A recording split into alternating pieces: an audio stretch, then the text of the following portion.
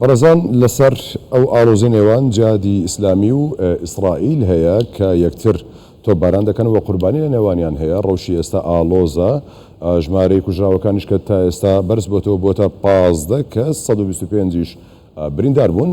لەسەر ئەم پرسە کۆمەڵێک پرسی دیکە ئایا ئاگربەسی نێوان هەردوولایان گەیشتووە بەشوەیە گفتوگۆ لەگەڵ بەڕێز تەلال ئۆکاڵ شڕۆڤەکاری سیاسی کە لە غەزەوە لەگەڵمانە. بەڕێز تەلال سلااوت لێبێت، دۆخی ئێستای غەزا چۆنە؟ ڕەوشەکە لەوێ بەچیدا دەگوزارێت؟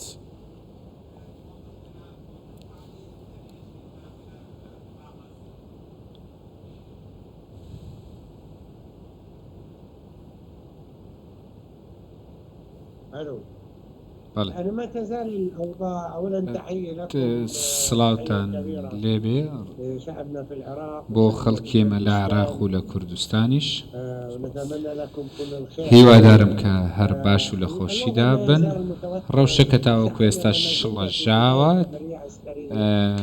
ڕەوشێکی سەربازی هەبوو ئیسرائیل بڕیاریدا کە ئەم شەڕە بکات و ئارمانجەکان بپێکێ و بڕیاریدا ئەمڕۆ جارێکی دیکە هەڵبستێ بە بەرفراوانکردنی ئەم پرۆسەیە. دەزانن کە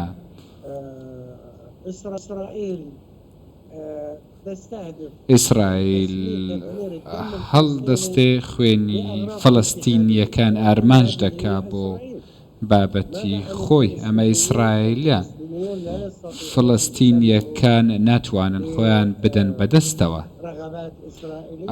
خۆیان بدەن بەدەست ڕغباتەکانی ئیسرائیل کە کەسی بن یاخود نا و بەرگری دەکەن و بەرپەرشدانەوەی هێرشەکانی ئیسرائیل دەکەن. دەزانن کە لە ساڵی ڕابردوو شۆڕەشگێرانی قودس بەرگریان کرد و وەڵامدانەوەیان هەبوو. ئێمە ناتوانین کە خوێنی فلستینیەکان بڕژێ و ئەمە چاوەڕێ بکەی لە فەڕەستینیەکان کە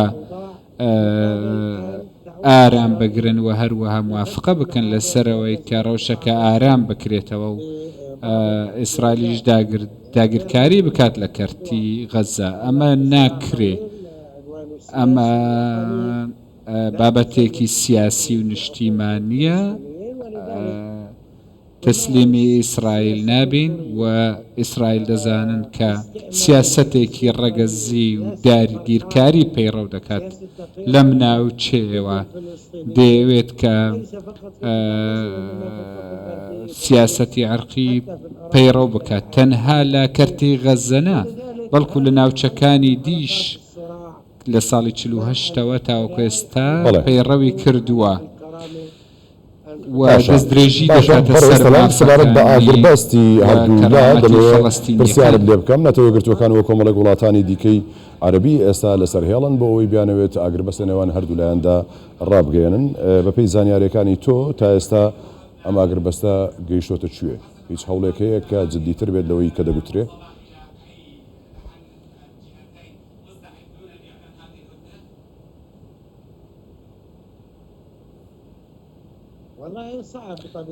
زۆر زەحمەتە لەبەر هەندێک ئەگەر یەکەمیان ئەوەیە کە ئیسرائیل ئەم نێوەندگیریەی جوڵاندووەوە دەیەوێت ڕەوشەکە ئارام بێتەوە.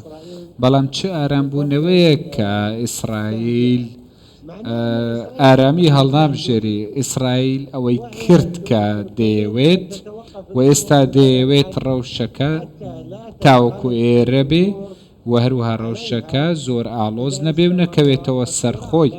ئەگەر بەریەکەوتنەکان بەردەوام بن، دووەمیان بۆچی فەڵەستینیەکان بە ئارامکردنەوە ڕازی بن؟ چ بەهایەکی هەیە لە دوای ئەوەی کە ئیسرائیل کردی؟ دەتوانیت شتەکان بەجێ بێڵیت وەکو ئەوەی کە ئیسرائیل دەیەوێ کە ئەو مەشهەدەی سەرکەوتنی کۆتایی بۆ خۆی کێشاوە؟ ئەمە شتێکە کە قبوڵ کراو نییە، چونکە بۆیە نێوەندگیریەکان زۆر بەپەلەن.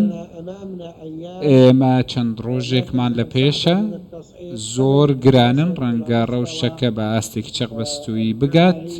باشە و بەڕێست تەلال سوپای ئیسرائیلەوەی ڕاگەیاند کە ئێستا خەریکی ئۆپەراسیۆنێکە، ڕەنگە ئۆپەراسیۆنەکە تا هەفتەیەک بخایەنێت.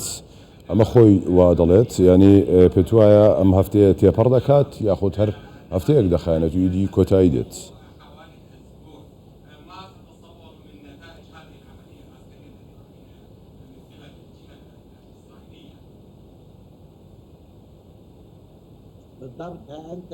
بەڵێ وەڵامی پرسیارەکەت داوە کە باسی ئاگەر بەس دەکەی زەحمەتە ئەوە بڵێ کە ڕەوشەکاران دەبێتەوە و ئیسرائیلیش لەلایەکی دیکە دەیەوێت کە ئۆپەراسیۆنی سەربازی هەبێ ڕەنگە هەفتەیەک و زیاتریش بخایەنێ چونکە بە بەرگری تەنیا لە کەرتی غەزە نییە بەڵکو لە ناوچەکانی ڕۆژ ئاوا و هەروەها لە هەندێک ناوچێش لە ئیسرائیلیش هەن کە بەرگری دەکەن و ڕەنگە شەڕ و ئاڵۆزیەکان لە کەرتی غەزە دەربکەون و بچنە ناوچەکانی دیکەشەوە بۆیە ئەمە مانای ئەوەیە کە جارێکی دیکە دەیڵێمەوە ئیسرائیل ئەو بەرپرسیارەتی دوژمنکاریە هەڵدەگرێت و هەروەها بەردەوامی هێرشکاریەکانیش هەڵدەگرێت. بەڵێ بەڕێز تەڵال ئۆکاڵ شرۆڤەکاری سیاسی لە غەزەوە لەگەڵمان بووی سوپاس بۆ تۆ ماندوومان کردیت.